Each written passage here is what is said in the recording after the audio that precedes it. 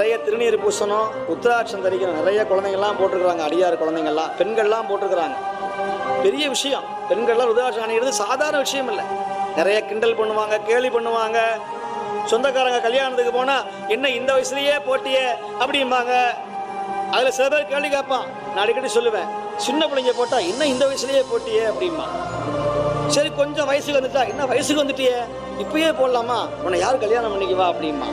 சரி கல்யாணம் பண்ணி தான் போட்டால் உங்கள் வீட்டுக்காரர் கோச்சிக்க மாட்டார், எப்படி குடும்பம் நடத்துவ அப்படிங்கிறான். சரி குழந்தையெல்லாம் பார்த்து அந்த பிள்ளைங்க பெருசானா, உன் பிள்ளை கல்யாணம் வந்துருச்சு, இப்போ ருத்ராட்சம் போட்டிய பட்டயம் கொட்டையும் போட்டிய, உன் பிள்ளை யாரும் கல்யாணம் பண்ணிக்குவாங்கிறான்.